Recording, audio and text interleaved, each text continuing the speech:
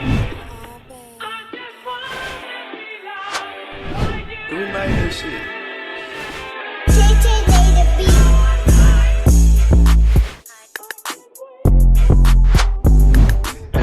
All right, we're gonna move into I guess we kind of touched on a lot of it, but I would say our main topic. So we'll discuss what made you choose STEM/STEAM.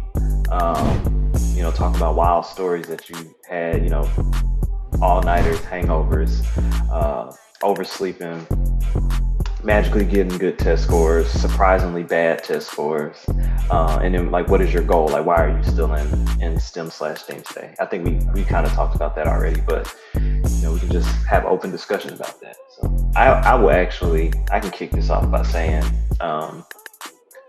I initially I chose engineering because I always like drawing and stuff like that, and I initially was supposed to go to University of Miami for architecture, but when my parents saw that tuition and how much loans was gonna have to come out, they was like, yeah, bro, you just gonna have to hit A&T. And so, my godparents went to A&T, my god sister went to A&T. So it was like, okay, cool, this a bit. But, and it's actually the best decision I ever made. So I went to A&T doesn't have architecture. So, but it's a blessing though, because I chose civil engineering. Someone was like, well, if you wanted architecture and you wanted it for these reasons, actually civil engineering is better. So that's why I did it for me. So, I went to college, really came in strong, but I've always been, a late bloomer, kind of slow to the party. And so it took me some time to adjust, even though I did really good in high school. I always had all A's and stuff like that. In calculus, my first test was terrible. And then I remember later on in the semester, took another test, and it was lower than the speed limit. It was tragic. Somehow I still got to be out the class. And I kind of just progressed from there. And that's always resonated with me, because I feel like I always start off rough, no matter what it is. Because I even remember elementary school, I took the ITBS and I just didn't do good. First time, my mom was like, well, did you understand the questions? What was going on? And I was like, nah, I was just chilling. That's basically whatever that equates to, coming out of a 6-year-old's mouth. And so, yeah, that's me. And I guess I kind of got better over time. I had, y'all can talk about how y'all test scores went, y'all hangovers and stuff like that. But I had some interesting times in college, but it all paid off. And the people that I met in the process have really helped me enjoy this STEAM and STEM experience. Yep. So I'll start off by saying why I decided to choose STEM/STEAM. So just throughout high school, I was decent in math and science, and my dad, he was a engineer for the Ford Motor Company. And so of course, looking up to my dad, I was like, all right, I'm gonna just kind of follow in his footsteps or whatever. But also I felt like, because I was good on the art side and drawing, like you said, James, I felt like, if I could get into a more stable career and on the engineering side, I could still incorporate some of my creativeness in the mix too, which hasn't really turned out to be true for me, which is why I'm doing stuff on the side now with my art stuff. But that's why I chose the STEM arena. And just like James said, going to A&T changed my life. I would not be the same person that I am today if I didn't go to A&T. I was going to go to Virginia Tech, but that didn't work out. So did a college trip down to Aggieland and fell in love with just the vibes. I don't know, man, something different down there. Fell in love with it. It was far enough away from my parents that I could get away from them and do my own thing. But if I needed to come home, I could still make that 4-hour drive. So that's why I chose STEM though. Cool. I can go. So as a child, I was always creative, and it's been just sort of a natural progression to where I am now. I don't know how old everyone is, but when I was coming up, AOL was a big thing. And so just doing like a lot of like AOL Instant Messenger and like discovering that you can like build your home page and like decorate it and all this stuff, and then MySpace and then Black Planet and all this stuff. I just love to like customize home pages, and people started asking me to do theirs because they liked mine so much. And I was like, you know what? I really like this whole, creativity thing, particularly like with good computer. And so yeah, I got to undergrad and discovered that it was a real field, graphic design. And so that's why I chose graphic design. As for the technological component of where I'm at, honestly, it's just like the perfect marriage of the art and the psychology. I've always been kind of like curious and a really cerebral child, thinking about, particularly in terms of like race. It really fascinates me, like how people can, relegate people to like a lower class or whatever, just based off of their hair, their skin, their just all of these very arbitrary things. And so I'm really interested in psychology. And so I feel UX is like the perfect marriage of like the visual component and the psychological component of my interests. Originally, I guess I didn't really know. I don't know if STEAM was a thing back whenever we were actually like, choosing careers back in high school. So it wasn't like necessarily like a conscious decision. But originally I had planned on being an accountant. Like when I was in high school, my dad was an accountant. Well, my dad was in accounting. He got his accounting degree and was like a manager for a restaurant. And so I was like, okay, that sounds cool. So I planned on doing that. And then I ended up having a football injury when I was in high school, and so I was going back and forth to the doctor a lot. And one day I saw a student in there. He was just like kind of in the room. I don't remember what he was doing. I don't know why he even paid attention, but he had a little short white coat, and I was like, I can do that. And like before then, like I had explicitly said I would never like be a doctor. It's like way too much schooling and training. I don't want to just be starting my career at 30. Here I am. So see how that went. But after seeing him and just kind of like looking into the field more, it was just very interesting. Learning about the human body, learning about the human body, learning about the like physical aspect of medicine as well, because the physical aspect is also like the mental aspect and how people's environments contributes to people's health and their environmental factors, how they grew up, and just all those things, and how it affects the human body and wealth, and not wealth, health, maybe wealth too. That's another tangent, but seeing all those things, I feel like it was a good field, and then just kind of got into it. And now, like, my interest in medicine and like why I got into it has kind of changed a little bit. Now it's more of a thing of where I want to help people, but then as I get more interested in trying to, build like Black communities and try to help us progress, there are, aspects of medicine of itself, like just health, and learn about like health disparities and poverty and those types of things.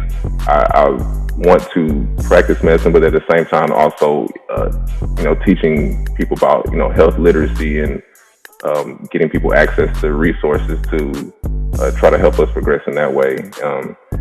And I don't know, my interest just kind of changed all the time when it comes to this field. And in addition to that, just like I mentioned earlier in the episode about just being a mentor for other people who also want to come up in this field, or who have an interest either in science in general or like medicine specifically. So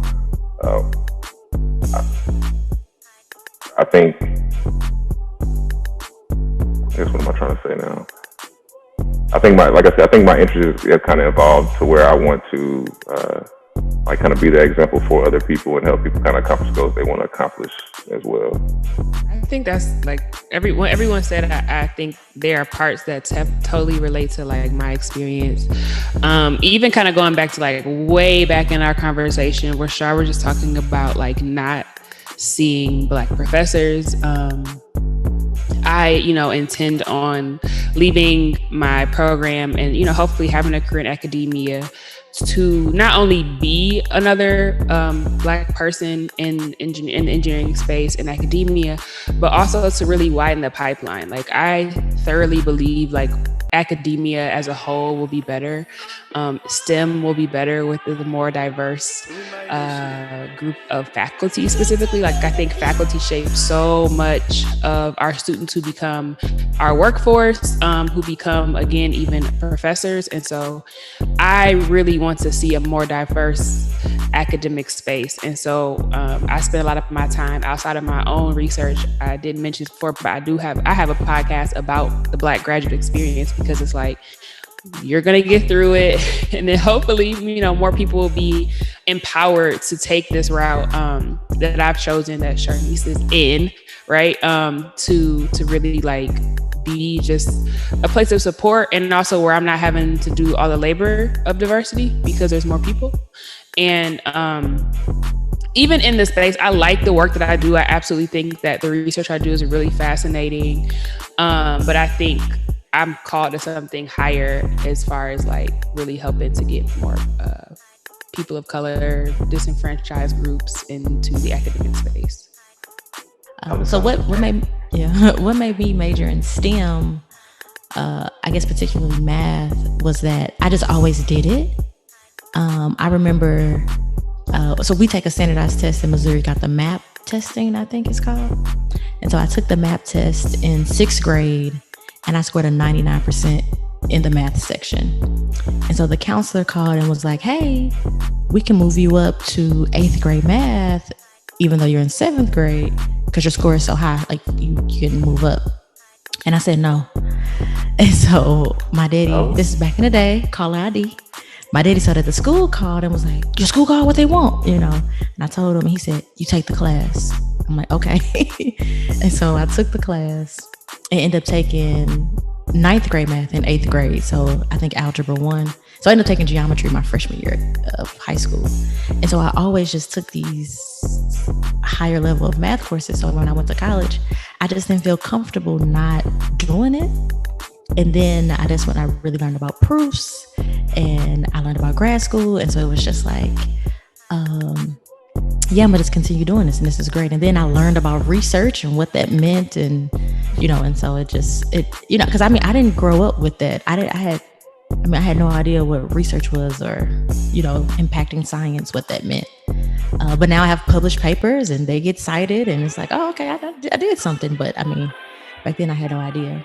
And I guess like my goal now. It's interesting because my whole goal was become faculty, get my PhD, finish. And now that I'm here, it's just kind of like, okay, what next? And so I took a break. I just wanted to rest for a while. My first year or two teaching, I'm like, I don't want to do too much. So now I'm moving into like advising. I'm over academic integrity. I do certain things. I think I can see me in the future moving into a space of being some kind of director or some kind of retention, like specialist or person over STEM fields. I guess moving into administration. And they can, once you're in academia, they can create job titles for you. But some kind of space to where I help the Black students in STEM, because it's one thing being a first generation college student, a first generation STEM student, but a lot of times Black students, they come into these fields and you go into these departments and you're whooped by the end of it.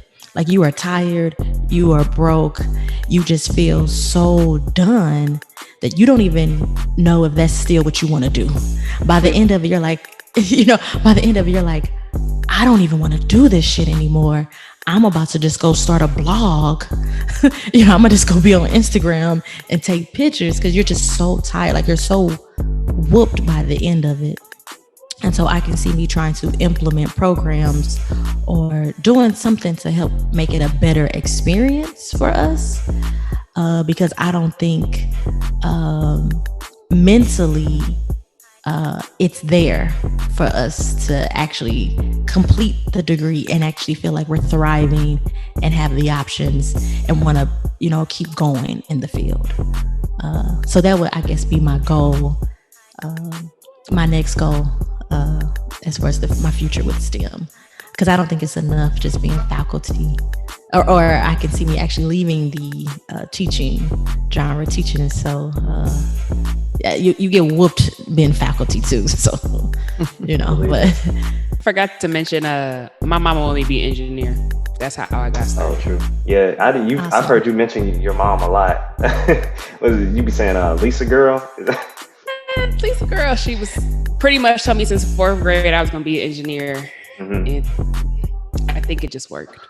Yeah, I didn't really have, my parents always said, you can do what you want, but they weren't really saying, oh, you got to do this. But they were definitely pushing me more towards, I feel like, STEM fields or whatever. But my dad used to always say, oh, you need to be doing something, kind of like business related or whatever. That's what you like. And I found that I do kind of like that side of things. Like even like being in engineering now, like I like the business development side of engineering. But I've always wanted to be one of those people. It's almost like how in college it used to be like, oh, so-and-so like which major was harder, or like who's really doing the most work or who's really, the hardest or whatever. And I just remember people used to joke around. I always say that IE stood for imaginary engineering, and stuff like that. But then when you really start thinking about it, it's like, okay, like, is the super hardcore stuff something you really, want to keep doing? Like, is that what you enjoy, being super specialized, or do you kind of want to branch out and try something different? Like, at least for me,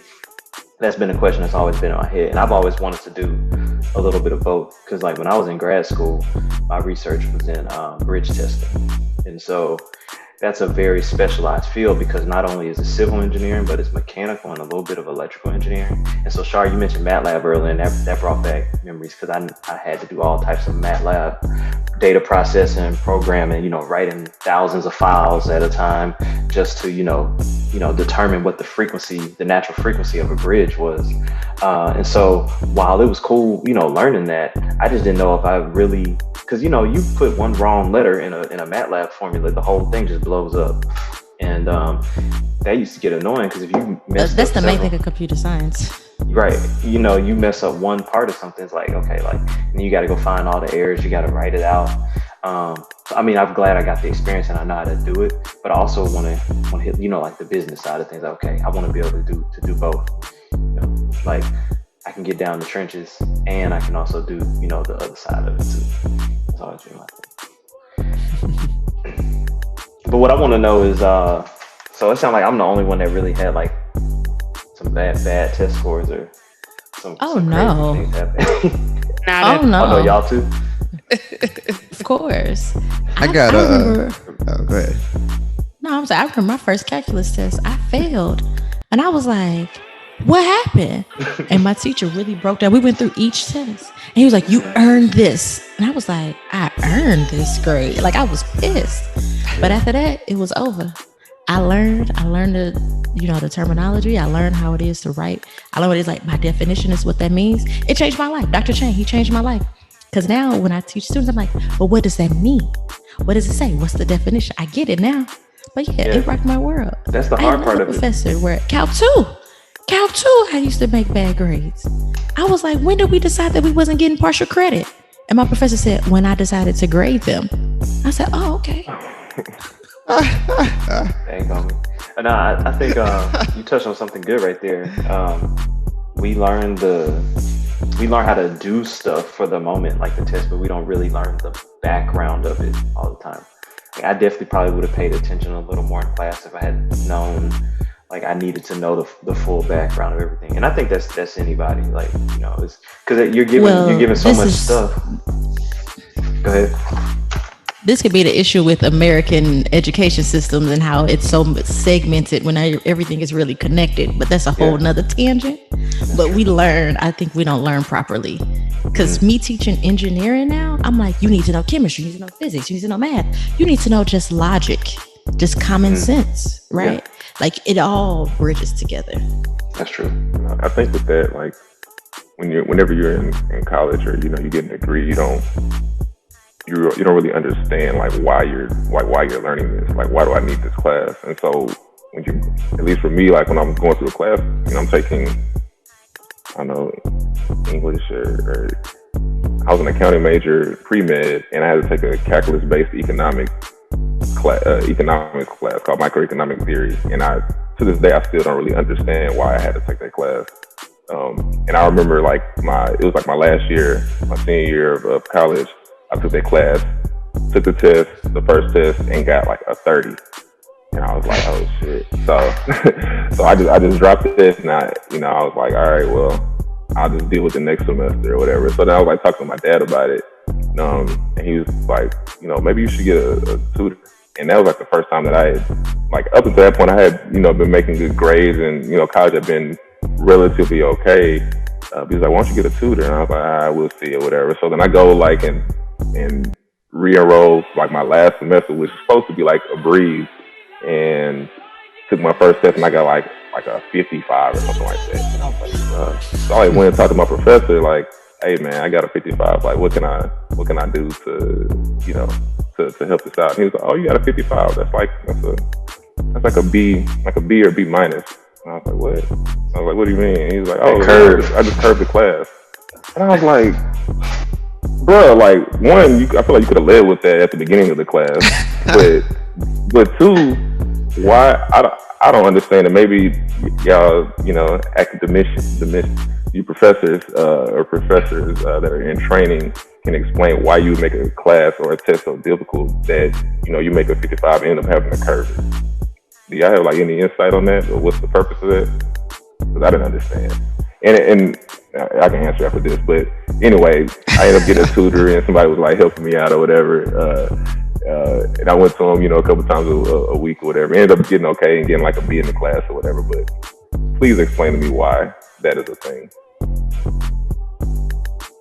Well, because sometimes you just cover the material, right? And then depending on how hard the material is, the students will either thrive or if they may fail.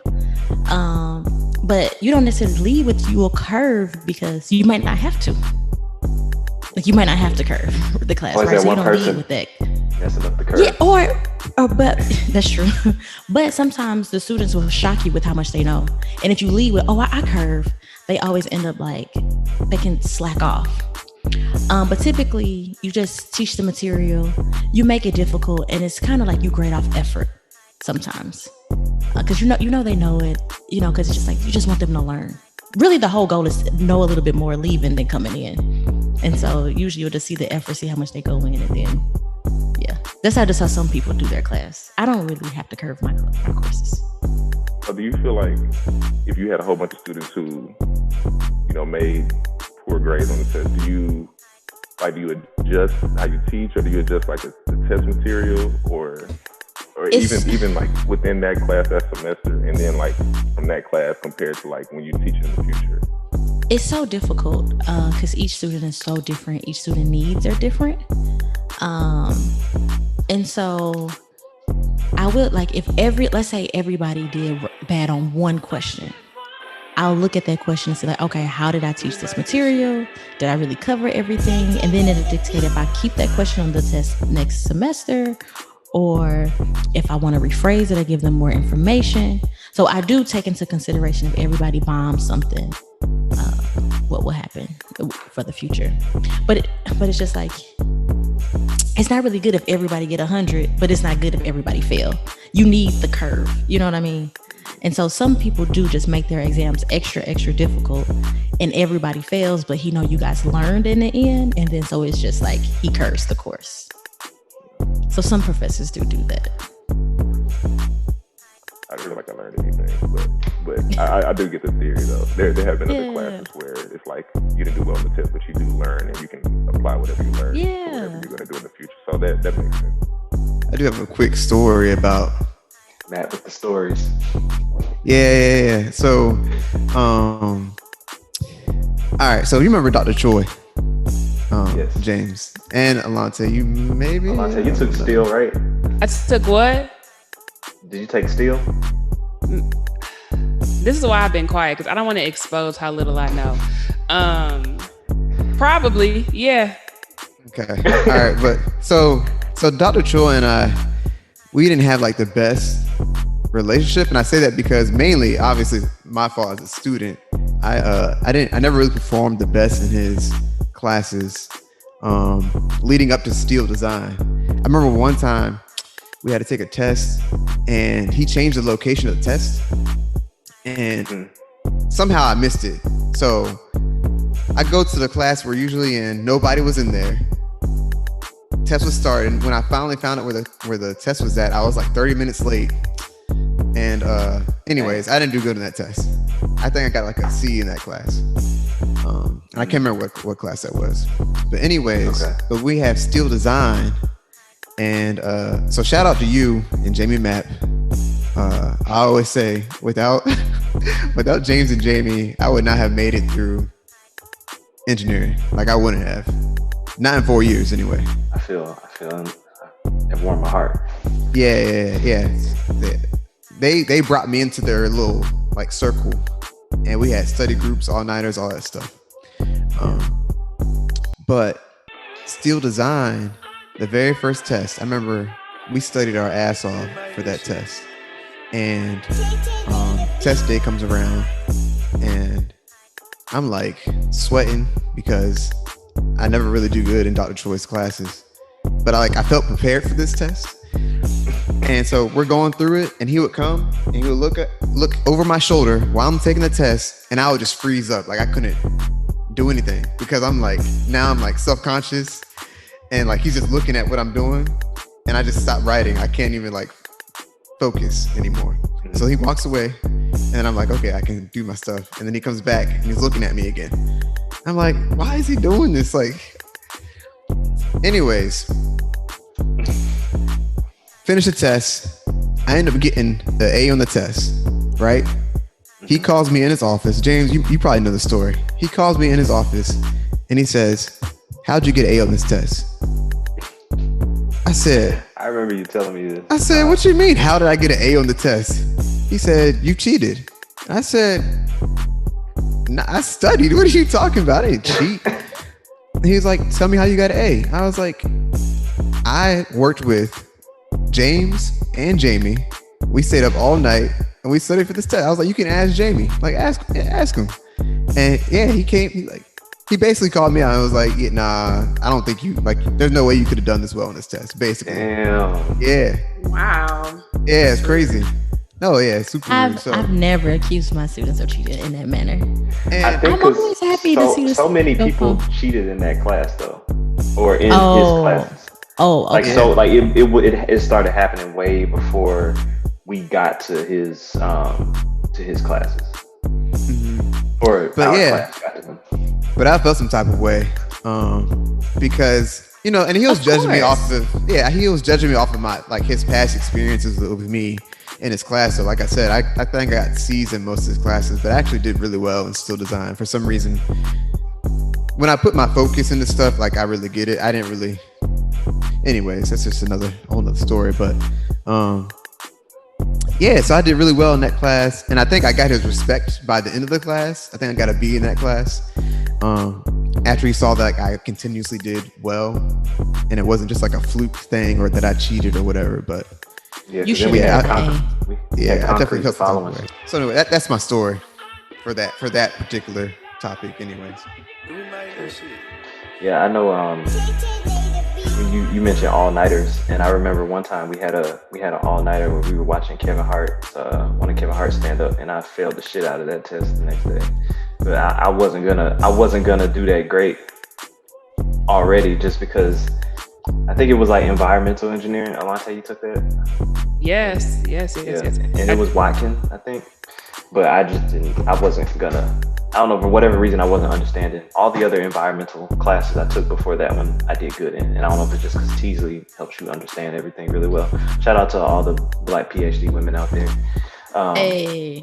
Doing big things.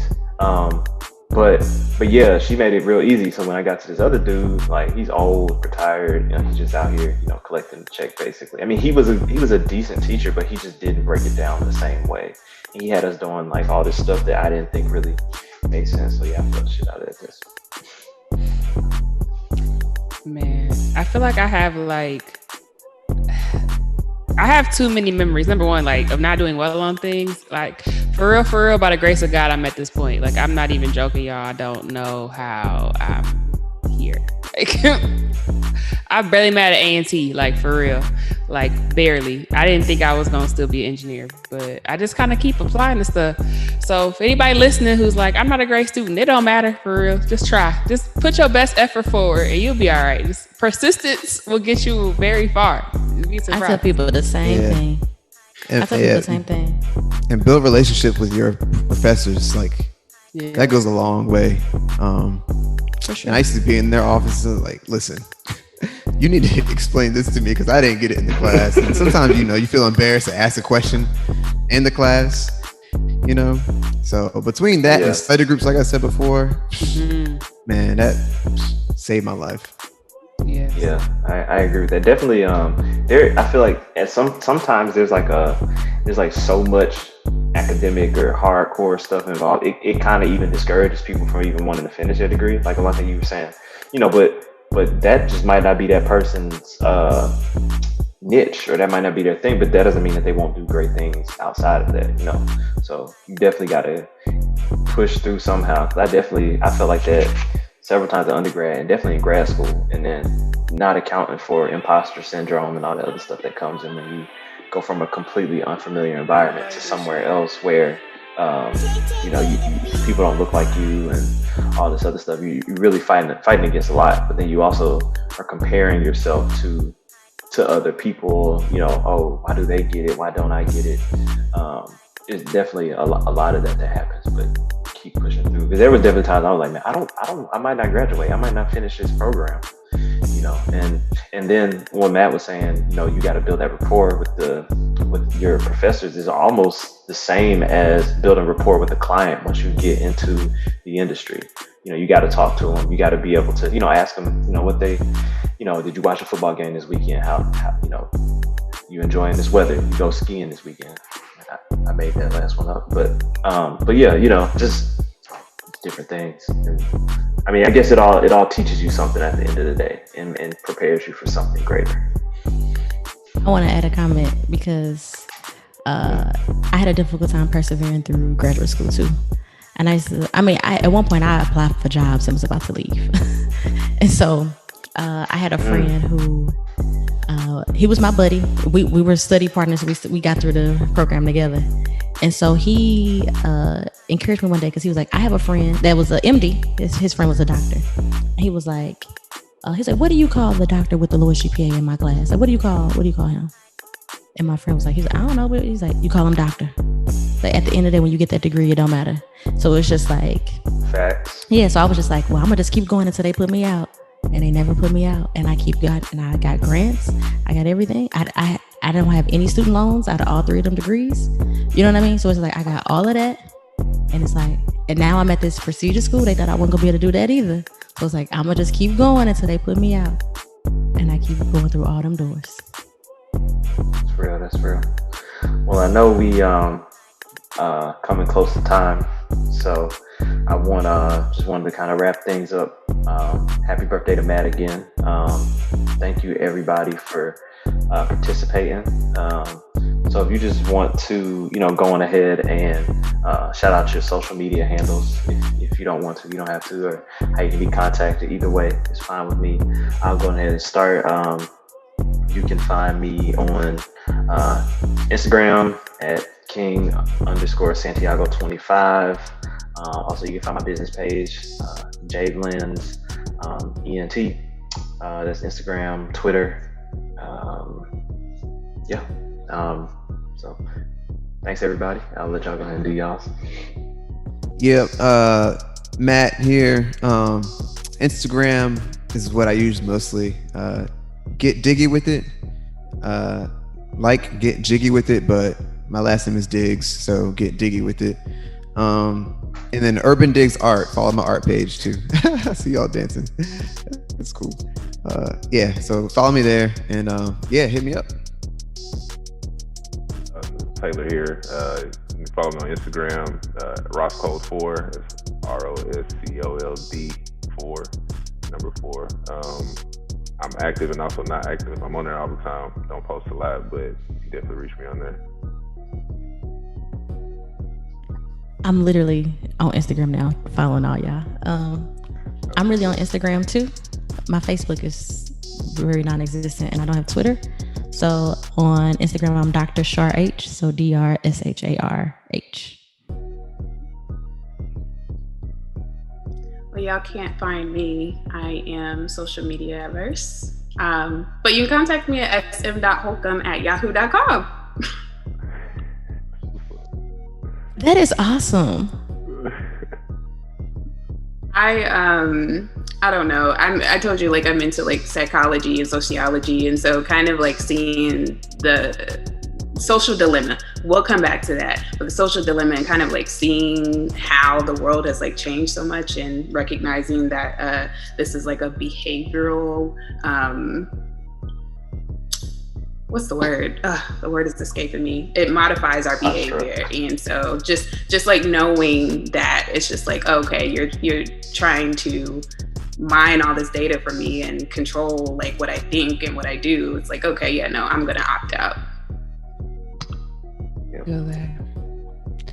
I admire people like you. Thank you. Y'all can follow me on Instagram at blkingradschool. That's BLKIN grad school. Great. Well, thanks everybody. We're gonna go ahead and wrap up.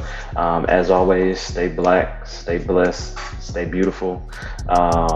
Keep your head up, and thank you for supporting us. Be sure to continue to tune in, and we will be back with something else soon. Thanks.